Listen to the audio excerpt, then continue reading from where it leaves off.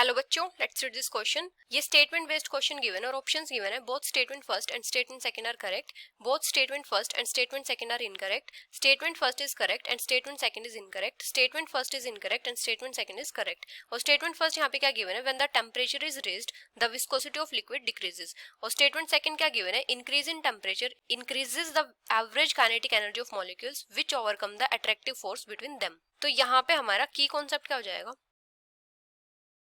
अगर हम बात करें विस्कोसिटी की, तो विस्कोसिटी क्या होती है, लिक्विड के फ्लो में जो रेजिस्टेंस होती है उसको हम बोलते हैं viscosity. The resistance of a liquid to flow, इसको हम बोलते हैं विस्कोसिटी। अभी क्या होता है, किसी भी लिक्विड की जितनी ज्यादा विस्कोसिटी होगी वो लिक्विड उतना ही स्लोली मूव करेगा। The greater the viscosity of a liquid, the more slowly the liquid flows। तो जो विस्कोसिटी होती है ये किसके ऊपर डिपेंड करती है कि लिक्विड के मॉलिक्यूल्स में कितनी ज्यादा फोर्सेस ऑफ अट्रैक्शन है। लिक्विड के मॉलिक्यूल्स में जितनी ज्यादा फोर्सेस ऑफ अट्रैक्शन होंगी वहां पे वो लिक्विड क्या करेगा, उतना ही स्लोली मूव करेगा। तो हम क्या बोल सकते हैं, जो विस्कोसिटी होती है ये डिपेंड करती है on the forces of attraction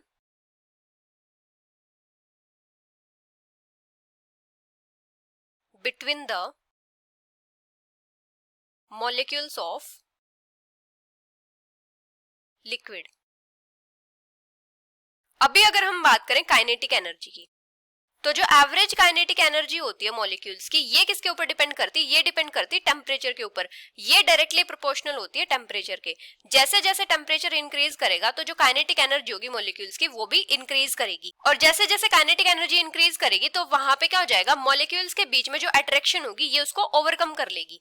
तो यहाँ पे हम क्या बोल सकते हैं, विद इंक्रीज इन टेम्परेचर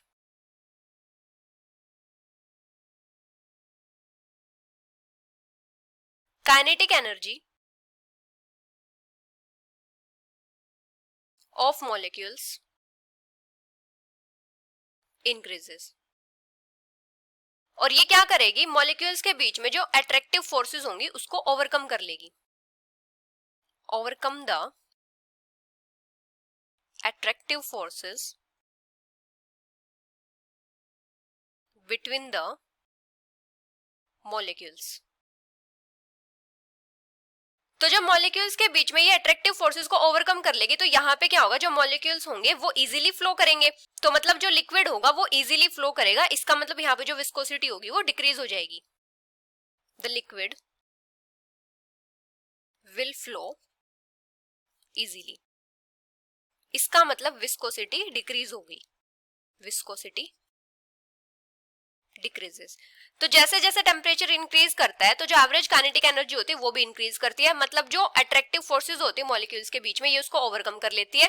इसका मतलब जो विस्कोसिटी होती है वो डिक्रीज करती है। तो यहाँ पे स्टेटमेंट फर्स्ट क्या गिवन है, when the temperature is raised the viscosity of liquid decreases. तो ये करेक्ट है। सेकंड स्टेटमेंट है, increase in temperature increases the average kinetic energy of molecule which overcome the attractive force between them. तो statement second भी correct है। तो यहाँ पे दोनों की दोनों स्टेटमेंट करेक्ट है। So the final answer is both statement first and statement second are correct, which is option first. Hope you understood it well. Best of luck.